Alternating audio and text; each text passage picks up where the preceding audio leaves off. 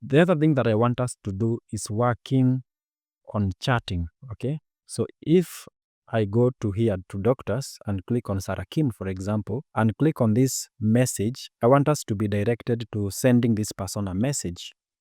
And for that, I'm going to go to the doctor details screen, and we are gonna add that functionality here. Let me go to chat. I'm gonna go to chat.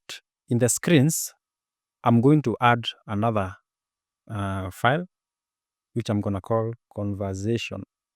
Since you are coming from this screen, of course, you are going to require some information, and that information is going to be the current user ID, the receiver ID, or this person that you're going to send to, and also the receiver name, okay? And now if we go to doctor details screen here, we are gonna pass that information. So I'm gonna go to routes. I'm going to create another route here to go to the conversation screen. So I'm gonna come here and I'm gonna copy conversation. I'm gonna paste here. I'm gonna pass here.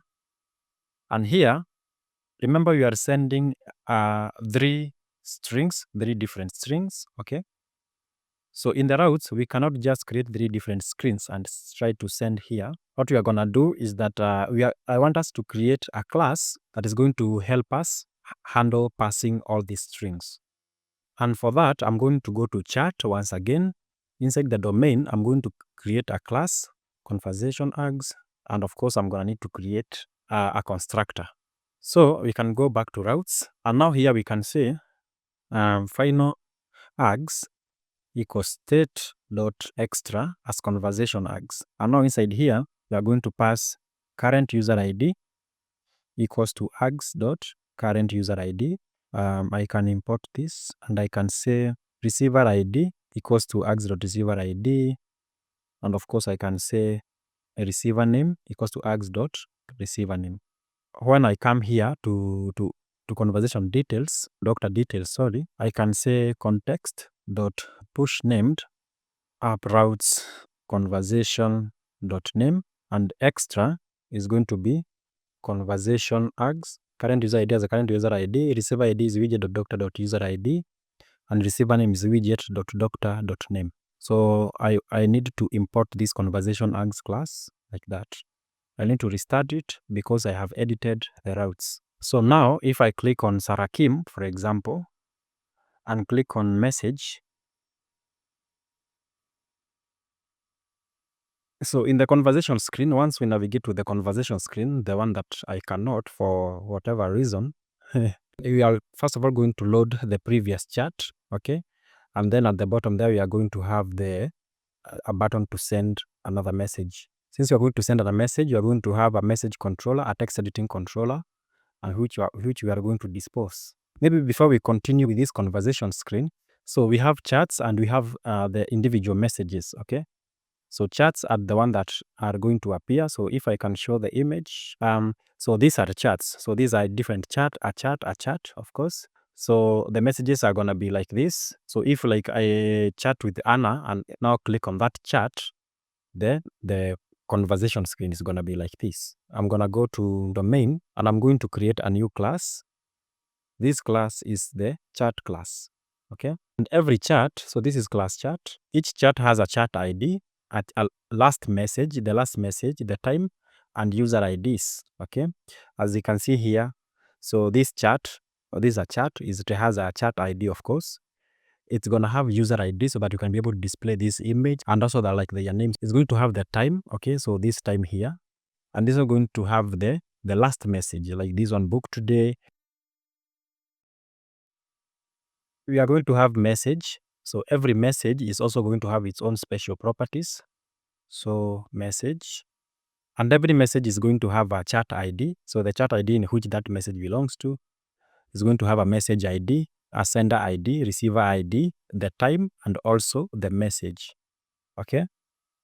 So if I go to data, I'm going to create a new file, which I'm going to call chat repository. So this is class chat repository. All of these chats, of course, and all the messages are going to be saved into Firestore. So final Firebase, Firestore, okay. And of course, I'm gonna need to create constructor. So chat repository this.firestore. So the chat ID, I want it to be the combination of the ID of the person who is sending that message and the person who is receiving. And for that, I'm going to create a method, a small method for that. So this is the get chat ID. Okay, so this is a method send message. So it's going to require the sender ID, the receiver ID, and also the message. Okay. So first of all, you get the chat ID, and as you said here, is going to be the IDs of the two people who are in that conversation. So the sender ID and the receiver ID that we receive here. Okay. And the message doc is going to be chatdoc.collection messages, okay, .doc. So now we have an updated chat. So it's going to have that chat ID. The last message is going to be this message, okay, the time, okay, that is the current time, and also a list of the user IDs. Okay. Now again, we are going to have a new message. So every message has a chat ID. It has a message ID, okay, and the message ID, of course, we have already created here. The sender ID, the receiver ID, the time, and also the message itself. And therefore now we are going to upload them to Firebase. Okay. I want now to create a method to load the chats. Okay. So you need to load the chats, and this is a method to load each and every chat. Okay. And we are going to load the chats of that particular user ID. And then, and therefore we are going to get in the collection chats where the user ID, okay, where the user IDs contains that user ID. So remember, the user IDs, it's a list. Okay. And in lists, we can use array contains to find out if that list contains a string that you want, and for this case is that user ID. Okay. And we are going to order by time and order by descending. Okay. And then we are going to query that and return that list. Finally, we now need a method to load the messages. Okay. And here it is, the load message. So it takes the chat ID, because remember, the messages are saved under the chat ID. So we are going to go to Firestore.collection chats, okay, .chat ID, that is the chat ID, .collection messages, and then we are going to order by time, okay, and then we are going to query that and return that list. So finally, now I'm going to create methods that are going to be used in creating the providers in this class. So we have this method that is going to return the chat repository, this one that is going to return the chats, okay, and this the last one that is going to return the messages. So at the top here, of course, we should not forget to add part. This is chat repository .g.dat, like that. And then now I can go to command prompt, or here the console, and run the build runner once again. Okay, and with that, we have created that successfully. So here in the chat screen, we are going to load our chats. But first, we are going to start by getting the current user ID. And then we are going to chats async value equals to ref.watch. So we are going to say load chats provider. And then we are going to pass the user ID like that. Set the body. We are now going to have an async value widget here of list chats. Okay. A list of chats. So I have to import it like that. So here, remember, it takes the value is the chats async value, and the data is the chats.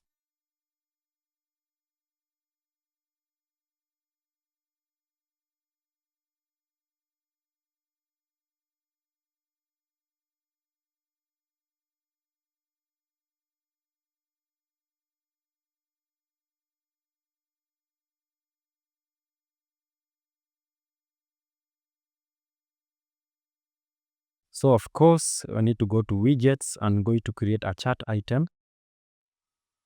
Chat item. So here is going to take a chat. So final chat, import this chat and pass required this .chat like that. So here for the chat, first of all, you are going to need the current user ID, okay? Then we are going to get the receiver ID. But how do we get the receiver ID? Final receiver ID is going to be chat, exactly. So chat.userid's.first where, so you pass that ID, where chat ID is not equals to the user ID. So that is going to be the receiver ID.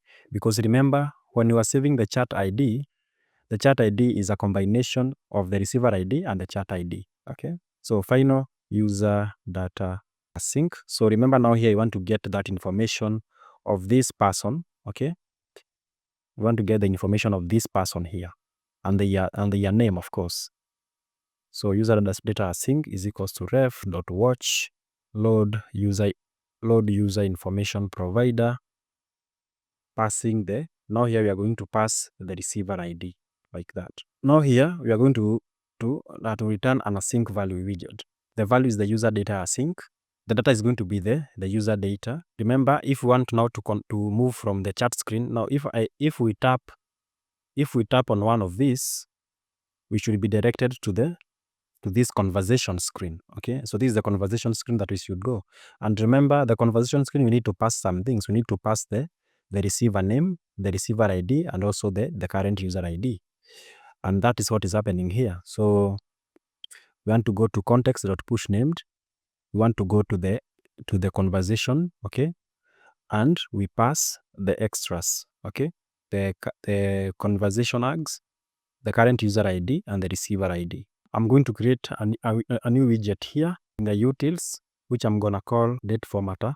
So inside here, I create this method format date, which takes a string date. We should be consistent with the date that we want to use. So instead of this date that is displayed here, I think we should try to be consistent with the kind of date, like this kind of date here, and we can do that by this. Okay, so here I can import this formatted date, and it's going to format that. That is the chat item. So you can go back to the chat screen, and I can import the chat item. That. So as you can see, since we don't have any chats at the moment, we get no chats yet here, as we have programmed here in the app. Nice.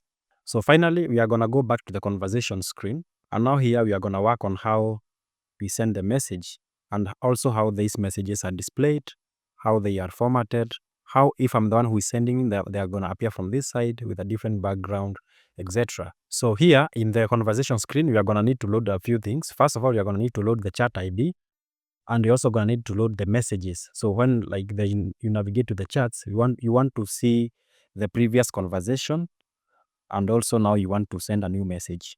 Okay, and to do that, first of all, you need the chat ID and also the messages async value. This, we are going to use this to load the messages. Okay, so here we are going to return scaffold. The scaffold, of course, has an app bar, and the app bar is going to be the chat with the receiver name. Okay, so it's going to say something like this. It's going to say chat with the receiver name. For this case, it's Anna Baker. So these children are going to be now the messages. So it's going to be the messages are the message async value, okay, because we want to load the messages in this chat. Now we get the messages. Now if the messages are empty, we're gonna say you have no messages, okay. But if the list is not empty, we now want to return the message. So we now want to build the message to see how the message is gonna be displayed. And this message, we have to determine if I'm the one who sent that message, okay, and of course the message itself. We are gonna build this message, and it's going to be required bool is me, whether I'm the one who sent the message, and of course is me here. We are comparing whether the sender ID equal to the current user ID. So if that is true, that means that you are the one who sent that message. Okay, so we are just going to return a container. It is of that width, so 75% of the screen width. Okay, and it has a decoration. So if I'm the one who sent the message, the color of that container is going to be our blue color. If not, it's going to be a gray color. Okay, and it has a border radius. Again, it looks, if I'm the one who sent that message, the border radius is going to be on the left side. Okay, and if I'm not the one, it's going to be on the right side.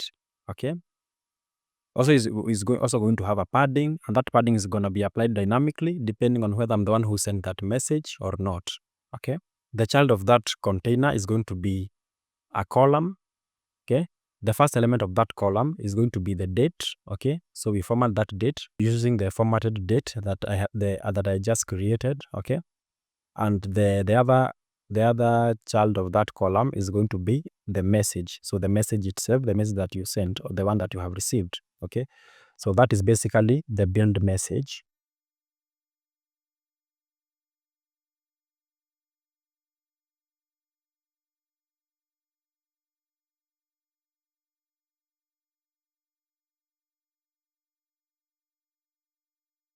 So after build message, we're gonna have our message composer. So remember that in the chat repository, we are sending this message to Firestore, and we need to create a controller to be able to determine the state so that we can update the screen accordingly. So I'm gonna go to presentation controllers here. I'm going to create a file message controller.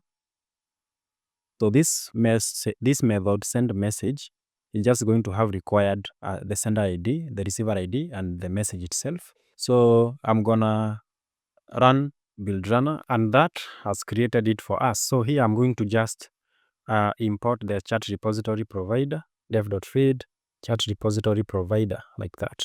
You are going to have the message controller here because you're going to need to update this state. So if I come here to the button, if it is loading, I want us to show the progress indicator here at the bottom, and else you are going to show the send icon. So the message requires a chat ID, which you already have, the sender ID, okay, the receiver ID, the time, okay, the time they just use the datetime.now.toString to save the time, and also the message. So the message you get through the message controller.text, okay, and then you use the message controller provider.notifier.send message to send that particular message, okay, and after that message is sent, we use message controller.clear to clear that to clear the text field, okay, so that to clear this part and go to send a message once again, okay, and of course here we update the state of that container. So with that, you should be able to send the message and also to retrieve them. So I'm just gonna come here and I'm going to uncomment this, the message controller and the chat ID, like that. Cool. Now with that, you can be able to send a message and retrieve the messages from Firestore. Again, try using the physical device to see whether it will allow you to be able to come to this place, and whether it allow you to navigate to this, to the actually it has accepted this time. Okay, so let me try to send a message to Sarakim. If I click on send, again, as you can see, it is updating the state here at the bottom. And again, here, as you can see, once the message has been sent, it is cleared here at the bottom. It is cleared, and now we have that. So if Sarah replies, it will come to this side with a color of gray. Okay. So I think the last thing that we now need to do, the very last thing that we need to do, if I'm not wrong, is updating this place. Okay. So we need to update this place here to show the upcoming booking. So I'm gonna go to home screen.